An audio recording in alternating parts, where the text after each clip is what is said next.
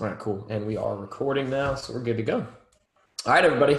Appreciate y'all hopping on at 8 o'clock on a Sunday. I'm always kind of playing around with different times and days to do these kickoff meetings, but interestingly, I do get a pretty good amount on like a Sunday night, and we've got a good solid group on here right now, so that's cool to see.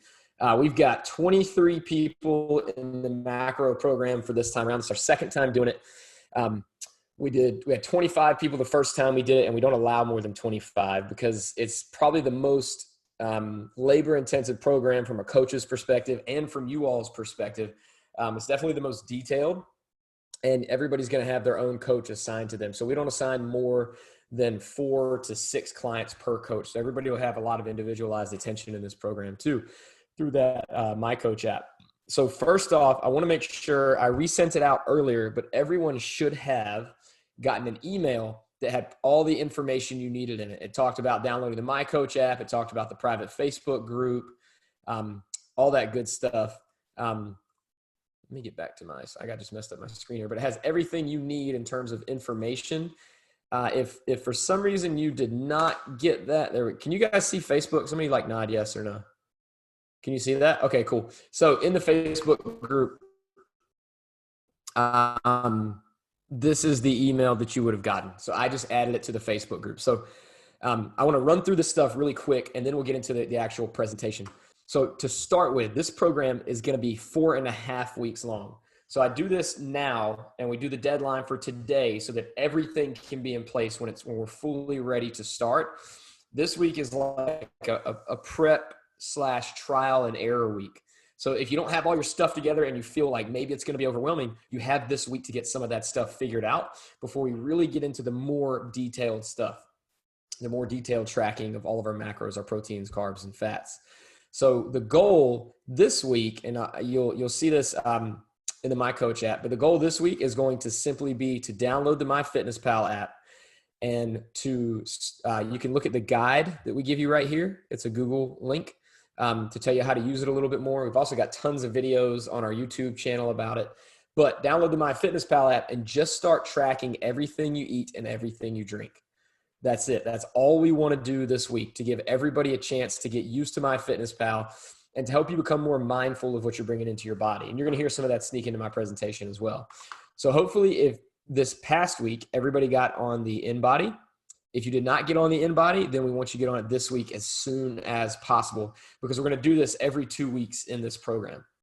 And we need that information so that you can fill out this questionnaire, because that's how that gives us all the information as coaches to create the nutritional program for you that's specific to you. And you'll get this nice illustrated guide that tells you all kinds of good stuff. And it pretty much has everything that you need in it. And then make sure you download the My Coach app. So everybody should have My Coach. Everybody should have gotten an email as of a little while ago when I got everybody added a couple hours ago. And a lot of times that'll go to your junk email. So I've got some new folks, like brand new folks to BFP in here. And you probably don't have this app yet. It's just a black square that says My Coach. Pretty soon it's going to be the BFP coaching app. But right now it's still called My Coach. And you should have gotten an email from it. So yeah, Bobby Joe, it's just a black square that says My Coach in it. You'd have to look on like the App Store or which is depending on what kind of phone you have. But that's where all of our nutritional lessons will go through each day. But we're going to do a lot of talking about that stuff in Facebook as well. Let's see. Third thing, make sure you download MyFitnessPal, because that's what we're going to use to track everything. And we do have this guide here for you. And let's see, and it's also it's in this Google Drive folder, but, and we have videos that tell you how to do stuff. And then you want a friend request, and most of you have already, but friend request Team BFP, which is going to be us coaches. And then you want to go into the options. If you click this, it has a video that shows you how to make your food journal visible to us and to the people that are your friends, so that we can actually see that. But if you just click on this link, it'll show you how to do that, because a lot of people don't know how to do that. Then you can go to the BFP members only website, and I've been uploading recipes in there once a month. And all of these recipes have MyFitnessPal barcodes on them that you can scan from the MyFitnessPal app, and it'll automatically upload all of the macro information into your app for you. So this is the link to get to our members website. And all you do is type in member@bfpnc.com. And I can see how that can be confusing because some people put their member email there. Just put member@bfpnc.com. And the password is breakaway 2020, like capital B 2020. And then log in and just go to the categories up top and click on recipes. And you'll see, so we've got October recipes and meal plan. There is a meal plan and there's grocery lists and the MyFitnessPal scannable barcodes. And then you can see September, May, June. We've got, this one's focused really high protein stuff. August, July, there's 15 recipes in each one of these. They've all got these great illustrations to show you what it should look like or pictures. And they're good, solid meal choices. So you can see it as a PDF when you click on it. It'll load here. As soon as my computer catches up with me, or you can download it right here. Now it's going to be a pretty big file because it's got lots of pictures and all that good stuff, but you can print the meal plan out this way, or you can just save it on your phone. It's whatever works best for you. I'm going to let this thing load so I can show you guys what it looks like. So this is it. That's one of the recipes that are in here. You got your table of contents. You've got the recipe key because you got things that are high protein, you know, freezer friendly, low carb, all that good stuff. Here is the meal plan with all your breakfast, lunch, several options for snacks that are in the recipes, and then your dinners, and then Friday night's a meal out, you know, enjoy just to mix things up. A lot of different stuff in there. And if you don't find things you like on this one, there's several other months worth you can look at. Grocery lists, and then you got, it just goes through each recipe. So these are a lot of these are really, really good recipes. So those are in there for you. So make sure you take a look at that if you're looking for ideas. And then make sure you request to be in the Facebook group. The link to that is not in here because we're on Facebook. It would have been in that email though. And then this was the link for the Zoom call. So it looks like you guys are all here. So you're good to go. Everybody should have gotten that email. We'll be doing I'll be doing a lot of Facebook lives and tips and question answers. I hope everybody brings good questions because that creates the best conversation, the best content in this Facebook group. We'll always do, just like we do in our challenges, we'll do our weekly check-ins, but our main focus, we're going to do them on Mondays instead of Fridays in this group. So we want to start the week off a certain way and review a little bit. And we're going to prompt you to check in with your coach on the My Coach app as well. So all that stuff will happen in there. Okay.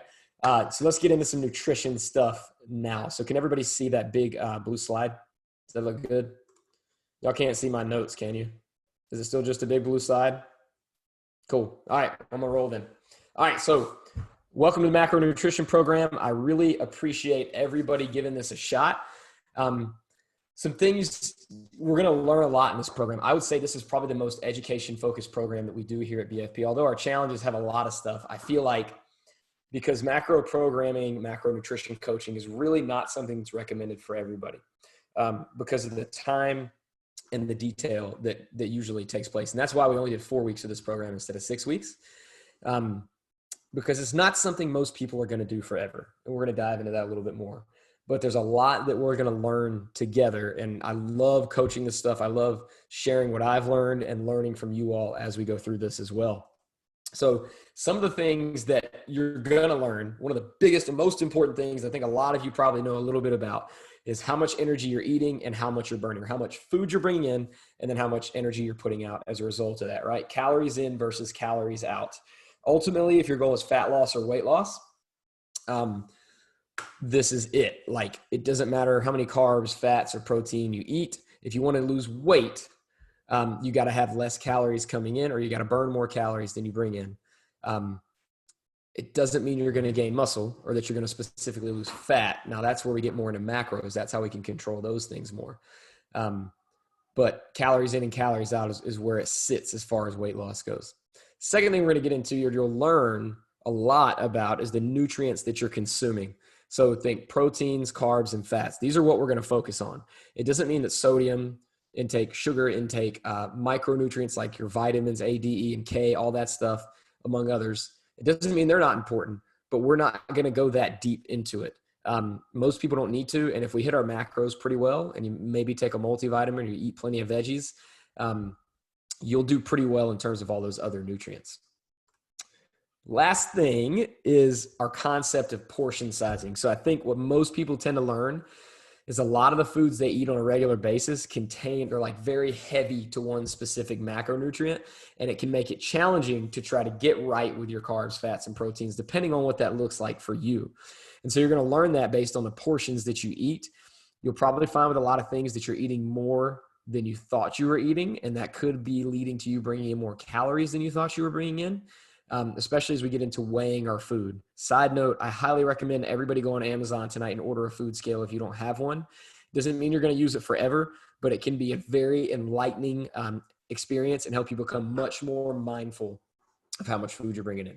So let me give you some perspective on this, because we're going to talk a lot about calorie-dense foods and nutrient-dense foods. Calorie-dense foods are usually foods that don't have a lot of nutrients that we need in them, but they do have a lot of calories. When we compare nutrient to calorie ratio. And then nutrient dense is just the opposite. It's got there's lower in calories, but it has a ton of nutrients. So think like kale is full of nutrients. It's really low in calories. Think about pretty much anything from a fast food restaurant is going to be fairly low in nutrients, but it's going to be pretty high in calories for the most part. So that just gives you some perspective, but I want to give you some more. So I think my 2-year-old's in here. That's great. You want to come sit with me? Where, are you eating something too? That's appropriate. I don't know what you're eating. There's Noah. Can you say hi, Noah? Everybody's waving at you. Say hi. Close your mouth when you eat. All right. So as everybody knows, this is a margarita on the screen, right? I'm eating chicken. You're eating chicken? Good job. Protein. Most people love a good margarita, depending on if you drink or not. But I thought this was a good example of a liquid version of a calorie-dense food, because many of us don't think about the liquids that we drink when it comes to that affecting how many calories you're bringing in every day, especially alcohol-containing drinks, which, by the way, you're going to learn this. Alcohol is it's its own group. So we have proteins, fats, and carbs. Those are our macronutrients. Think large molecules. That's what macro means. Micro is smaller molecules that have less connections, like your vitamins and minerals. Alcohol is now its own macronutrient because it's worth 7 calories per gram that you take in. So it's just something to consider when you're eating alcohol. You need to view, or drinking alcohol, you need to view that almost like you're eating a piece of steak, like a piece of chicken you would look at as a protein source, right? It's because it's a macronutrient. It's one of those things we focus on. Alcohol is the same thing. It's a macronutrient, and you can almost look at it like that. So just give you some perspective. But drinks like margaritas oftentimes contain 450 calories. For a lot of people, that can be almost a full meal. Not for everybody, but for some people.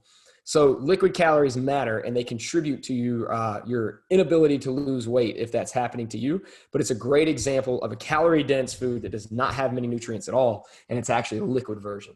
So let's look at another one. This is one that most of us would consider pretty healthy. Skipped ahead. This is what would be like a burrito bowl from Burrito Shack or Chipotle. Let me close this door real quick. So this calculator you're seeing is really pretty cool. This is something on Chipotle's website. So if you're eating a Burrito Shack and you want to calculate out the food that you're going to get, this is going to be a pretty close match. Not exactly the same. But what you see here is a burrito bowl that I created. This is just a screenshot from their website. But we've got brown rice, we've got black beans, guacamole, a little bit of cheese, some tomato salsa, fajita veggies. This one had the grilled chicken in it. And I didn't add sour cream because that was not an option here like it is at Burrito Shack. So I wanted to give you some perspective here because this is a very nutrient-dense meal, right? And this would generally, by most people, for normal standards or norms, would be considered a healthy meal. But this meal packs a very high calorie punch. It's 925 calories in this burrito bowl, right? Everybody feels great about skipping the tortilla. It matters, but not as much as you think. It really matters because they're like this big. But when you start adding all these things together, these very calorie dense foods, like rice is a very calorie dense food, although it actually is when you get beans and rice together, it does give you good complete protein. You're just stacking food on top of food on top of food. And what's cool about this coming from the site is it's also going to consider the oils and other things that they cook this food in. If you made it at home, probably a little bit lower in calories. But think about it. very nutrient dense. You're going to get a lot of good fiber and protein, among other things here. I mean, look, 18 grams of dietary fiber right there, 53 grams of protein, but it's 925 calories. For a lot of people, that's like 2 meals. Okay. So just think about that. So next, I want to give you some more perspective. This is a very basic Big Mac with a special sauce on it from McDonald's. Now, if you want to lose weight and you want to be in a calorie deficit, you'd probably be better off, if we're focusing only on calories, eating this Big Mac over this very nutrient dense meal, burrito bowl from Chipotle, which is kind of nonsensical, right? Because of how nutrient dense this is. This Big Mac's lacking a ton of nutrients. And we can compare these, right? The Big Mac's got 25 grams of protein. We're at 53 over here with the Chipotle bowl. 46 grams of carbs. Chipotle bowl is actually 81 grams of carbs because that's primarily what's in here. 29 grams of fat in the Big Mac. And we were at 44 grams of fat in the Chipotle bowl. So the Chipotle bowl, just think about the nutrient profile. It's higher in everything because it's probably a bigger serving size too. And you're only going to get 550 calories from this Big Mac. So from just a weight loss perspective, the Big Mac would be more effective if we were comparing the Chipotle bowl to the Big Mac, and that's it. Nothing else is considered from a calorie perspective. So that's the perspective I'm trying to give you, is that foods can be nutrient dense or they can be calorie dense. And depending on what your goals are, you can eat whatever you want. That's a big thing I want to tell you about this program. Depending on how many calories per day you're going to eat, depending on how aggressive your goals are and how hardcore you want to stick to something, or how aggressive you set a program, because we can set it much less aggressive. You can eat whatever you want, right? It doesn't always have to be vegetables and grilled chicken. It doesn't always have to be paleo. It doesn't have to be keto. It doesn't have to be any 4-letter word ever. You can be healthy. You can make your blood healthier learning from what you're going to learn in this program by counting your macronutrients. This is not a good thing to eat. This is not good for your body. You're probably going to want to take a nap after you eat this. Probably going to want to take a nap after you eat this too, but a lot of this stuff is going to get used in a better way. However, if we're looking at fat loss or weight loss, this is going to contribute to your slowing down your weight loss goals more than this is, depending on what you ate the rest of the day. Now, you can always, the thing I was trying to communicate with saying you can eat whatever you want, what I'm saying is there's balance that can be struck, and you can work things like a Big Mac or a Chipotle bowl or a 450 calorie margarita into your program if you actually know what else is going in, and if you actually know what else is coming up later that day or maybe the next day. And that's what we're going to get into with your macro programs. So that's just some perspective for you. So building awareness through just measuring, can help you learn valuable lessons about how much energy we bring in, the nutrients we bring in, and everything we eat and drink. Now, tracking macros and looking at energy intake, it's helpful, but it's only helpful to a point. Now, we have to use that information. Like, just tracking to be tracking is good to help you be more mindful of what's coming in, but it doesn't mean that you're going to get results just because you're tracking. So we have to make sure we follow the data. We use that information to think strategically, right? Should we plan for the next day? Do I need to cut something out of this next meal so that I can meet my goals here? And like I started to say at the beginning, you need to understand that this program and this way of eating is not for everybody. So I hope, and you'll be able to make that decision by the end of this 4 weeks. Or it might be something that you just do every once in a while. But I promise you that, like, if it doesn't seem helpful, like, if it's more stress than it is relief, if it's more stress than it is information that you can use, if you're neurotic about putting everything in, which we want you to put everything in, but if it's affecting your time with your family to an extent, like, it might not be worth it. And that's the important thing that everybody needs to understand. And it's once you get the hang of it, it's actually pretty fast and it's very useful. So let's put this into the focus of external cognitive numbers-based food guidelines. Our goal with everybody at BFP is really to help them be more internal when it comes to their eating choices and what their eating choices are dictated by, or how they measure them or don't measure them. And a lot of people can get preoccupied with following the numbers or overthinking their meals instead of listening to their biological signals. So as people start to learn about what appropriate food choices look like, and how to measure how many calories they're bringing in, how they can usually transition to something more simple. And that's what we're going to do in this program. We're going to start with this very detailed counting stuff and then move you to something that could be more portable and much simpler to use. And I hope that you take the ending of this program just as seriously as the beginning of it, the new part. Because eventually we want everybody to be able to self-regulate, but also continue to work towards their goals and enjoy the life that they're living and eat food that's good and enjoy food with their family. The gradual shift that we want you to have from external to internal regulation is a key piece for anybody to have sustainable results. And nobody wants to follow a meal plan for the rest of their life, right? You guys know this is a 4-week program, and I think that helps a lot to know that, right? We know there's a deadline for some of this stuff. It doesn't mean that you can't do this long-term. I know people that do it and that have done it. But for most people, it tends to take too much time. So the goal is to eventually reach that internalized, that self-awareness when it comes to food, that enables you to not only eat well, but to eat calmly and to eat confidently without stressing over it, or requiring an app or spreadsheet, to decide what you're going to have for breakfast.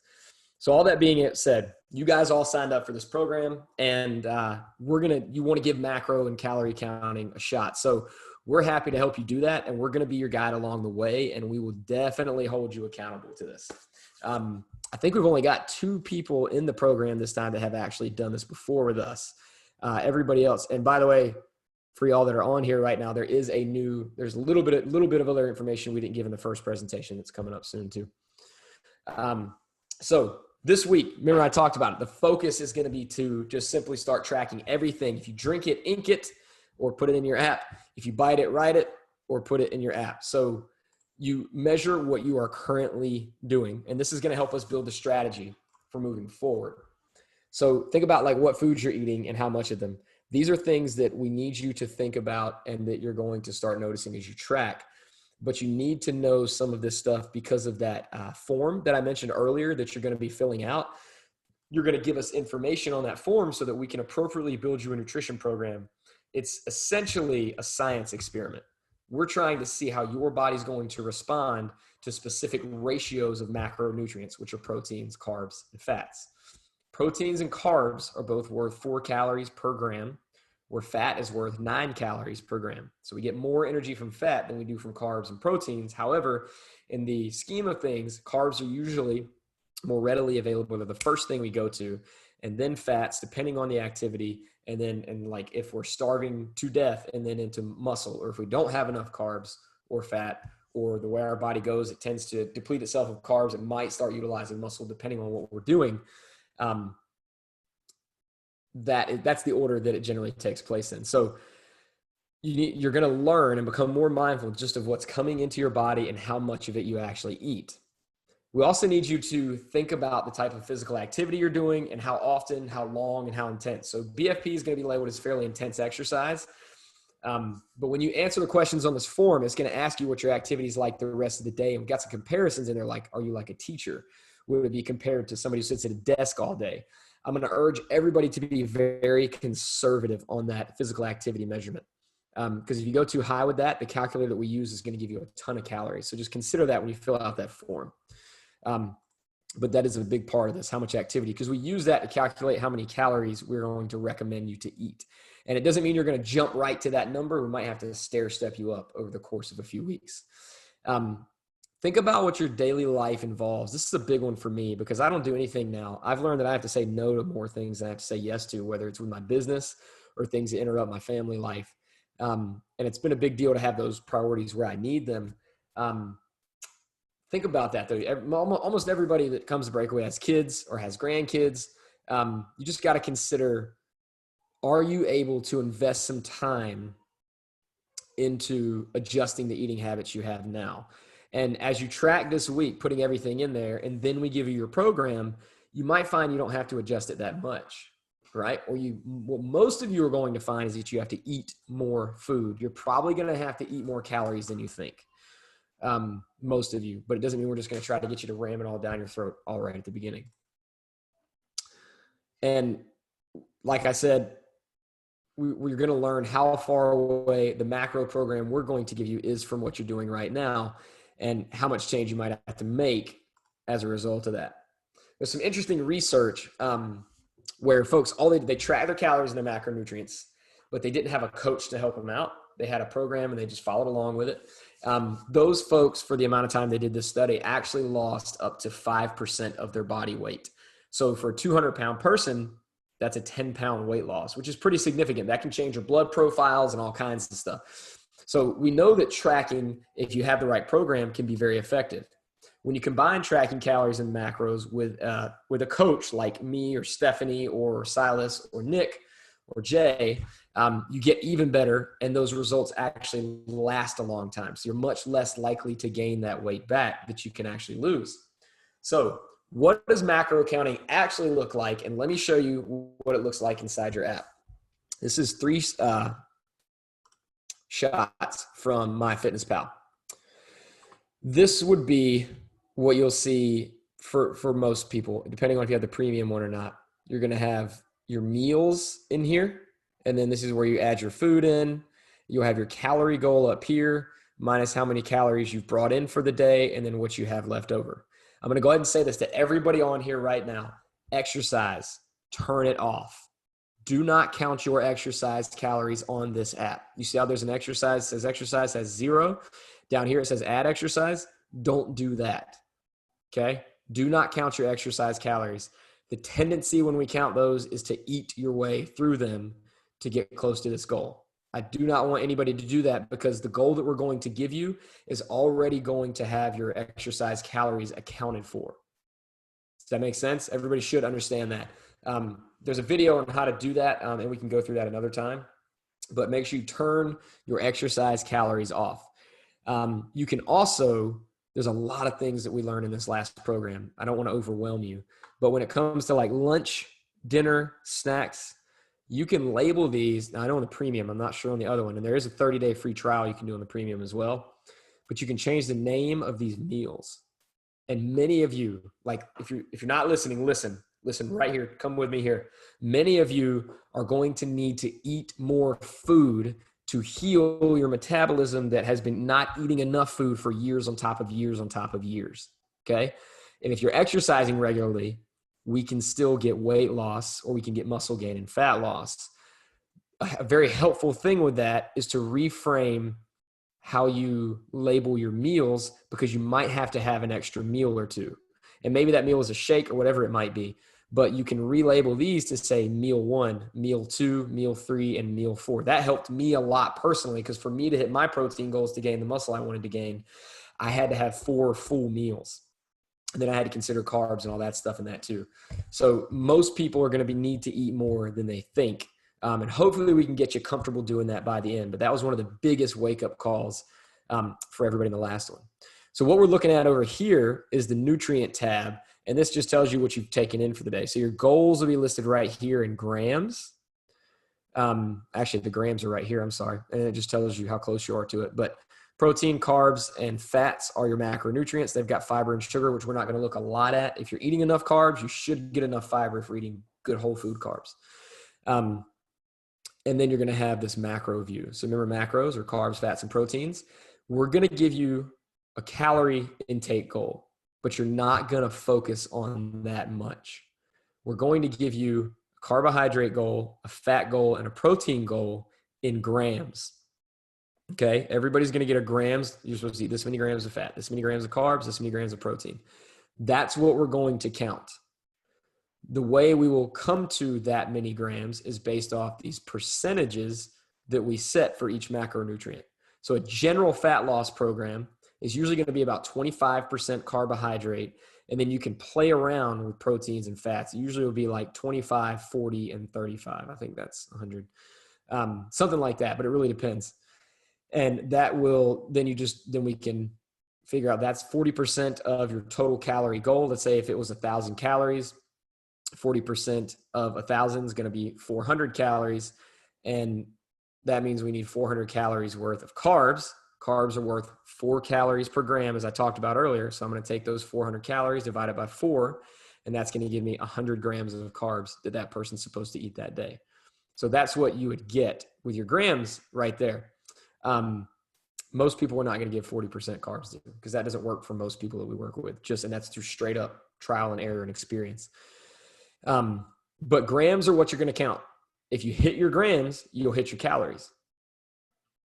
So does that make sense to everybody? You don't have to count your calories and proteins and carbs and fats. We're going to have you need to get this many grams of carbs, this many grams of fat, and this many grams of protein. And that'll be different for everybody. And that's what you're going to count. You're going to input your food, and then it's going to tell you how many grams you have left of your protein to hit, how many grams you have left of your carbs to hit, and how many grams of your fat you have to hit. As long as you focus on that, the rest of it will fall into place. So you don't have to count your calories. You don't have to worry about percentages as much as you should counting these grams. I'm going to say this again later, but if we want you to get within 5 to 10 grams of these goals that we set. So it's tough to get them like right on. So over under 5 or 10 grams. But if you're over on everything, you're going to be over on your calories for the day. Okay. So if you start to go over, you might want to check back at your calories and see where you're at, because we never want to go over in calories at all. So like if you're right there on carbs and fats, maybe like you go over in fat, carbs are good, but your protein's low. And because you went over in fat, now you don't have space to make up that protein without going over in your calories. Just leave it alone. Don't go over in your calories to get in more protein. Okay.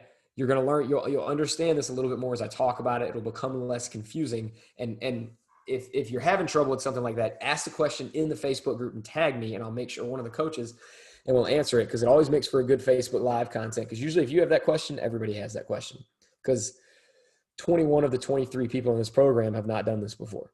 So everybody's pretty much in the same boat. And we'll talk more about this, but that's just a quick idea of what it looks like in MyFitnessPal. And that's why we're going to spend this week just inputting information into MyFitnessPal. So let's talk about some tips to help you out.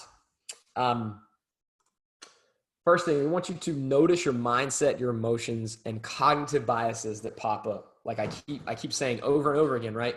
You're probably going to have to eat more than you think you should eat. That's that's going to be a cognitive bias, right? Like you're going to feel like you're going to automatically gain weight because you're eating more calories than you normally eat. Tracking is about gathering data. I want you to analyze that data objectively, not, free of all bias, and then use that to guide what we do next and use the information we get from the in-body. So it's not about good or bad, right? Because remember, I told you can eat a Big Mac. You just have to work it into your plan. It's not going to be the best for, overall blood profiles, but you can do it. Stay neutral and use the outcomes to guide your decisions. So you'll be asked to hop on the in-body every 2 weeks in this program, at the beginning, in the middle, and at the end. And we'll use that data to tweak your program. Some people get amazing results the first 2 weeks, and then it kind of levels off the last 2 weeks. That's why we adjust programming, because your body adjusts to what we give you. And it's the same thing with exercise. Sometimes they get on there at 2 weeks and it's probably too early and they haven't fully mastered what we gave them yet. We leave it the same. And then at 4 weeks out, the results start to show. So just be patient. Don't get mad at yourself. Be as ruthlessly consistent as you can be. And when you're not, have some compassion for yourself and get right back on track. So like I just said, consistency is going to be the key to any success we have in this program. Any progress, no matter how small or imperfect, is going to lead to results, right? If you have more moderate goals, you can aim for more moderate consistency. But if you've got more aggressive goals, then you need to aim for higher levels of consistency. Just think about it as if you do well 80% of the time, you can expect 80% of the results that you want. So that's what you got to think about. This is going to be one of those few programs where I'm really trying to get you all to be as consistent as you possibly can with this program. So we're going to aim for progress and not perfection.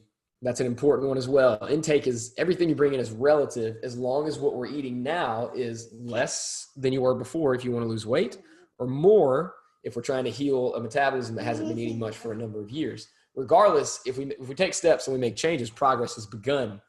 And you can only be as consistent as you're ready, willing, and able to be. So here's some macros. So all those tips apply to everything. Now we're going to go macro specific. So get a food scale, please. It doesn't have to be crazy. I linked one in the My Coach lesson. It's going to be the My Coach lessons start on Wednesday. I did link one in there. I just chose one that was highly, had really good reviews on Amazon and made sure that it could put everything into grams that I needed it to. And it's been working great. I just don't have it in here in my office right now to show to you. But it helps a lot. It might seem time consuming, but it's going to give you information that you need and help you learn how things kind of go down and how most times you're probably eating more than you think you're eating. Second thing, don't confuse grams of macronutrients with grams of total weight. So a chicken breast, for instance, it might weigh 100 grams, but it's only going to yield 29 grams of protein. So if you put something on the scale and it's chicken, which is primarily protein, and it weighs 100 grams, don't go put 100 grams of protein into your app. You put the total amount of the chicken in there, and then that will get, the app will actually give you the protein. So you have to make sure the serving sizes you choose are correct when you're in that app. Count everything the food includes, because most foods have mixed macros. So peanut butter, that people used to always tout as a good source of protein, has 8 grams of protein per 2 tablespoons, but it also comes with 7 grams of carbohydrates and 16 grams of fat. So from here on out, nuts and nut butters are good sources of fat, not great sources of protein. Just throwing that out there. I've been trying to say that for a while too. Be honest with your serving sizes. So heaping and rounded scoops and cups can throw off accuracy of the nutritional value of food. So that's why weighing versus measuring by volume, like with your hands, can improve the accuracy of the tracking and the logging process. Just think like a medium apple or a large potato could mean a lot of different things to a lot of different people, depending on the size of that person or what they perceive to be large or to be medium. So when you measure the foods out, when you weigh them, you can remove any of those subjective ratings from the foods. So again, food scale, go get one. Pull my chat up here. I lost you with a chicken patty. So with that, all I'm saying is you're going to like weigh your chicken and make sure when you put that into your app that you put in the correct weight. That's really all I'm saying. Like put that in, and then the app will put in how many grams of protein it is. So you really won't even have to worry about it. Let's see, build a roster of the most common meals. So most apps and then MyFitnessPal, and I put videos in there, will allow you to put foods in and save them. So like if you have to put a food in that's not in there, although they have a ton of them already in there, you can save those in there. If you have your own recipes, you can input those in there and save it as like, I had Joe's high protein meatballs I made last time that were like ground turkey and lean ground beef, and I had some seasonings in them. And then I measured them out so that I knew I could eat this many of them every time I had them, and I know I could just click on it. It's very, very helpful, and it's going to help you save a lot of time. So take advantage of that in the app. Watch your measurement units. So just make sure when you're putting stuff in that it does, like if you're going to put in grams of something, make sure the app is set to grams. If you're going to put in ounces, make sure the app set that. Teaspoons, tablespoons, all that stuff can make a big difference in the amount of macros that you're bringing in. And then if you're doing like a plate of food, add each ingredient individually. So unless it's a verified meal in the app from a restaurant, and it says verified on there, or prepackaged food item that you can scan, add each food individually. So like, don't just choose pasta with meat sauce, right? Because we don't know what kind of meat, how fatty it was, or whatever it might be was in there. Also, if you're going out to eat, plan ahead. It's usually safe to assume that pretty much everything you eat at a restaurant is going to have a lot more calories and macros in it than what's on the menu. That's about all the information we can go by. But just keep it lean protein and non-starchy vegetables when you go out to eat during this program if you can. Again, you can work things in when you're doing macros, which is one of the greatest parts of it. Nothing's off limits, but just eating out is kind of a different ballgame. Last thing, I started talking about this earlier, get close to your macro target. So while you don't need to hit your macros 100%, ideally you would, but it's very hard to do because it's 3 things that we're tracking. To get the most out of tracking macros, it's recommended to be within 5 to 10, plus or minus 5 to 10 grams of each macro. So think about it. I mean, if you're within 10, like that's a big win. If you're within 10 of all 3, big win. So this is an example of what like a preferred food items list might look like. So it's something you can travel with, you can take it with you, you can keep it on your phone, you can save it in the MyFitnessPal app, which is what I do. But once you come up with that list, you know the macros in it. It's very, very easy to just quickly pull these things out. For me, We'll cook a big batch of chicken and we'll flavor it 2 different ways, like 2 different containers of chicken, and then split those up into Tupperwares for the week. And I'll make sure that I weigh those so I have an idea of what they are, and it just saves me a ton of time, and I can put that in my app. And that way I get my protein out of the way. I've got like the Ascent protein powder, the Thorn Research protein powder, all that stuff is saved in there, but I had to enter it in at first. So those are all just go-to things for me. And protein is usually the thing I have to worry about because most people struggle to get enough protein.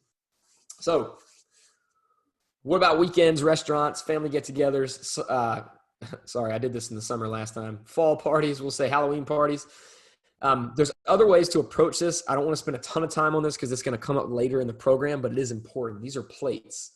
And we show you a different version of this every time we do a challenge.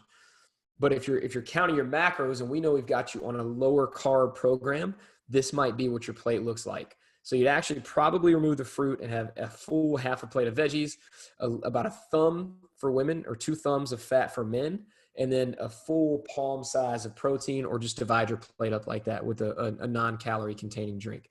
That's where most people need to live when they're not like on a non-exercise day. There's some other versions we've got listed here, like low fat and high carb.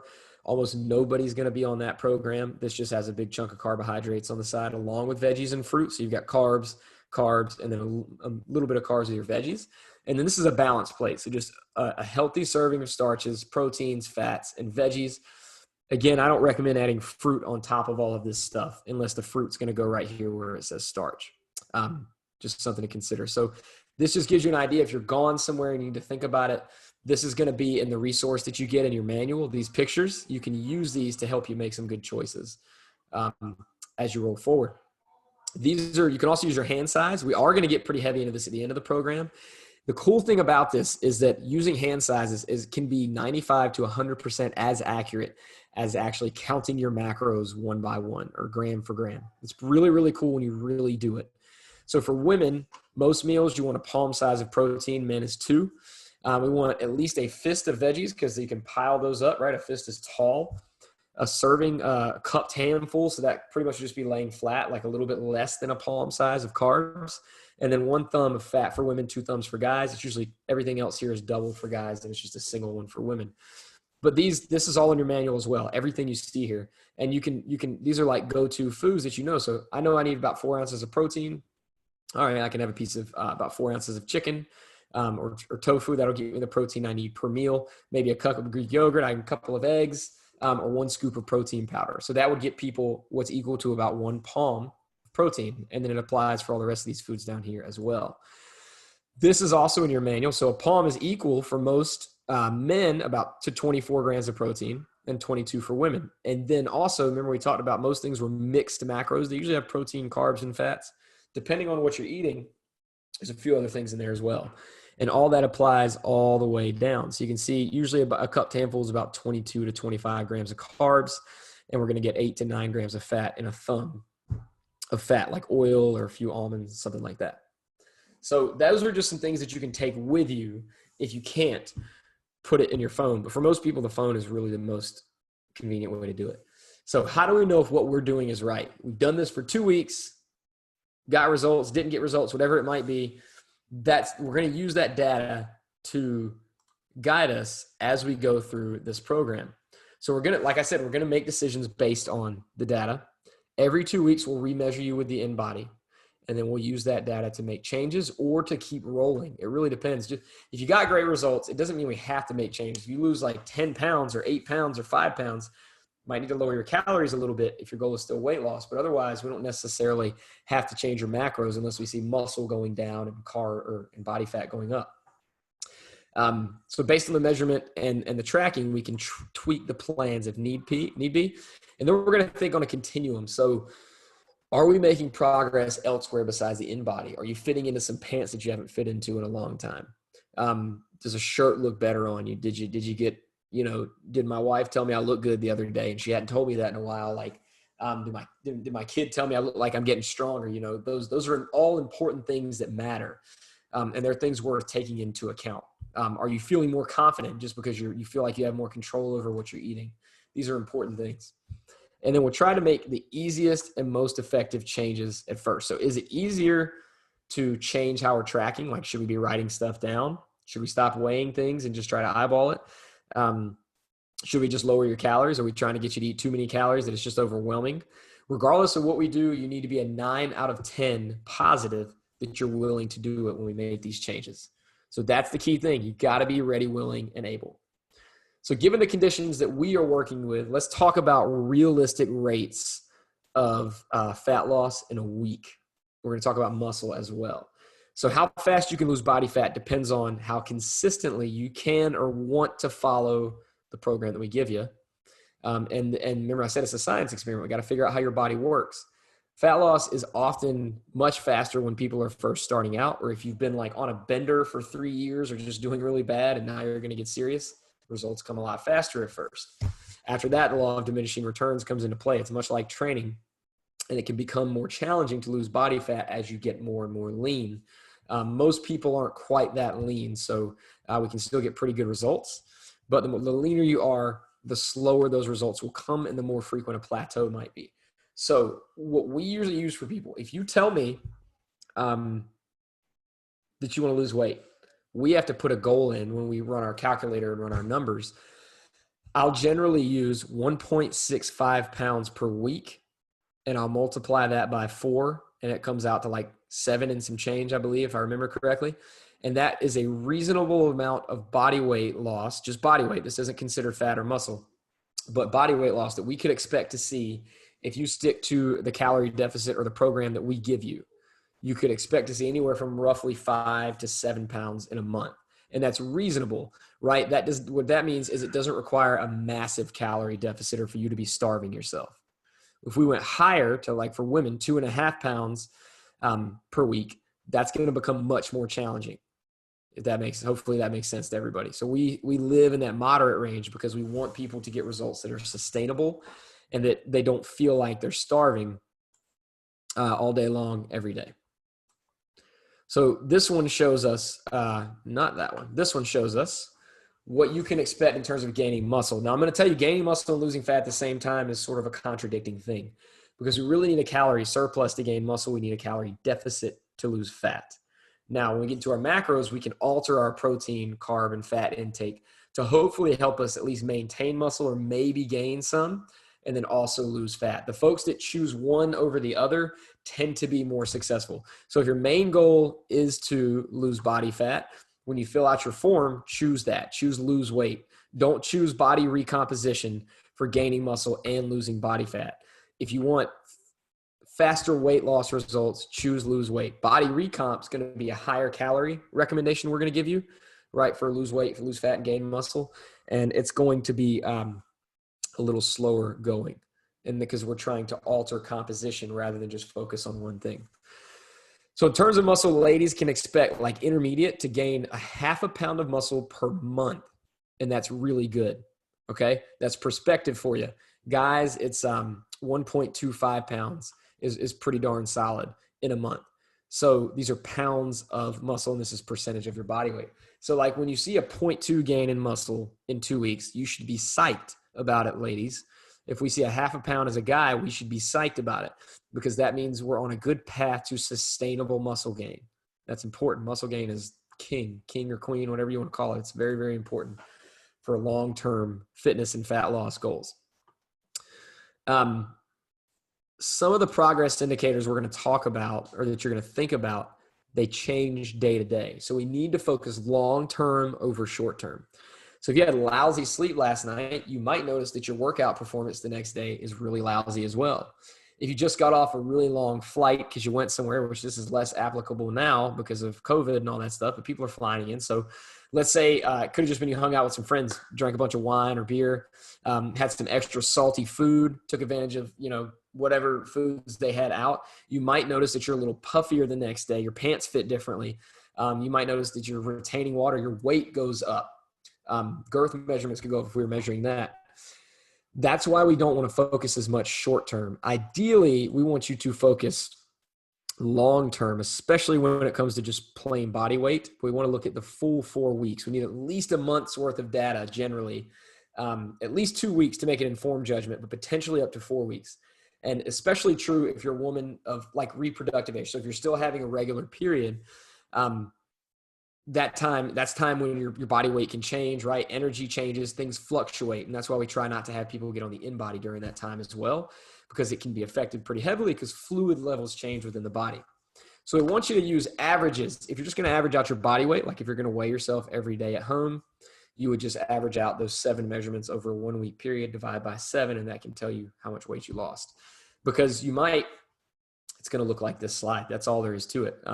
Sorry, hopefully I didn't just jack everything up and put my notes on the screen. I just split my screen up. It's going to look like this. So it's always going to be up and down, up and down, up and down, up and down. But on the InBody app, and we can even print these out for you, we can look at these trends over time and see what the slope of that line is overall, right? Look at where you started and where you've ended at, or how far you've actually come. Because we have people that go up and down like this. Like they start at 10 pounds of muscle, then they go, or let's say it's 10 pounds of fat, they go down to 6 pounds of fat, and then they go back up to 8 pounds of fat. But overall, they're still lower than where they started at. That's what sustainable results look like. Are you better off than when you started? And can you appreciate that and then get back on track? We want to focus more long-term rather than on these little blips of different types of results and things that change, from a day-to-day basis. Oh, where is mine? There it is. So that is everything I have for you guys tonight. It's right at 8:56, and I definitely did not want to go over an hour. But if you have, it's going to get more detailed. Remember, we're going to start tracking we're going to start tracking what you eat as soon as possible. But with macros, the proteins, carbs, and fats, that doesn't start. I'm going to open this chat back up. That doesn't start until Saturday or Sunday, right? That's when we're going to be talking about meal prep and all that stuff. So right now, it's just about getting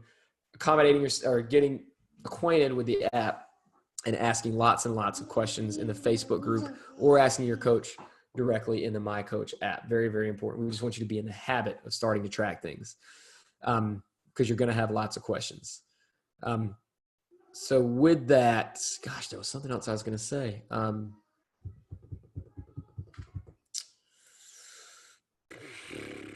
I guess that's it. But if nobody else, Kelly, I'm glad you're excited. I'm pumped about it too. I'll be tracking and doing everything right alongside everybody. I do it every time. I've already bought a bunch of the foods that I learned more about last time I did this. And we're going to talk about how to get more protein in your carbs so we can be hitting protein, because everybody's going to have trouble hitting protein. Let's see. Kelly, you saw something about 10,000 steps. Yes. We want everybody to get at least 10,000 steps a day. If you can track that, if you've got a wrist tracker, that's super important to how many calories you're going to burn every day. I learned that the hard way during COVID when I was coaching virtually sitting at a desk, as opposed to, you guys see me pace around these sessions. It made a massive difference in how many calories I was burning every day. So that can help you a lot. We're not counting exercise calories, but it can help give you some wiggle room when you might need it one day. Can you change an answer on the form if you answered wrong on the goal? I don't know if you can change it, but you can go back and take it again. So you can go back and redo that form. And we'll see that you did it twice, and we'll look at the second one because we're only going to have the 20 some people doing these. So we'll know exactly where it's at. So make sure you get on the InBody as soon as possible if you have not, and use that data because you're going to need that. Take that sheet home with you. And you're going to use that data on here. If anybody wants to ask a question, you can unmute and ask as well. You can always have a conversation. Everybody's good to go? Oh. Yeah, what you got, Bobby Joe? The My Coach app, it asks for an email address, and then a password. Yeah, you should have an email from My Coach. Oh, okay. It might be in your spam. And that's going to have, it's either a 4, 5, or 6-digit code that you'll put in for your password. Okay, so they'll send that to me to set that up. It should already be there because I added you into My Coach a few hours ago. Okay. But if you're not able to find it, just let me know and I'll give you that code. Okay. Well, I'll be there in the morning, so.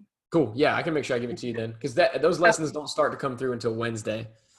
But that is Okay. also where you'll be able to message the coach that we assign. You might even be assigned to me or Stephanie. I can't remember who I assigned you to. Okay. And Yeah. I should go on the InBody again, even though I just did it a couple weeks ago. Yeah, definitely. Yeah, because it's been a few Okay. weeks. Okay. Yeah. That's it. Cool. Thank you. Anybody else got Thanks. anything? All right, folks. Y'all have a great night. Look forward to seeing everybody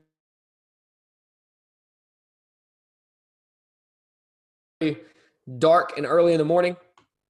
I'm going to go watch some football. Bye, everybody.